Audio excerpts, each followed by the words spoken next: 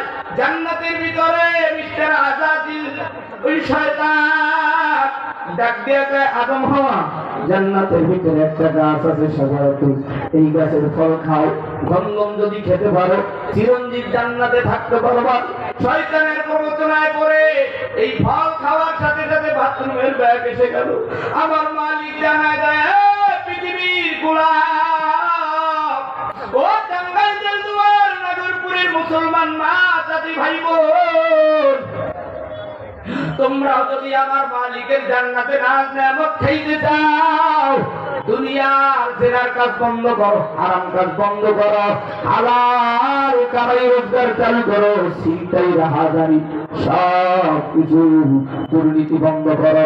আল্লাহর জমিন থেকে যেগুলো নিষিদ্ধ করা হয়েছে নিষিদ্ধ কাজগুলো বন্ধ করো। দুনিয়ার জমিনে সব নাজ নেয়ামত খাও, গাভীর বাচ্চা বেঁধে রেখে দুধ খাইয়া শক্তি বানাইছো, আঙ্গাস লাগাইয়া আম খাইয়া শক্তি বানাইছো, সাগরের সদা চিংড়ি মাছ খাইয়া শক্তি বানাইছো, ইলিশ মাছ খাইয়া শক্তি বানাইছো।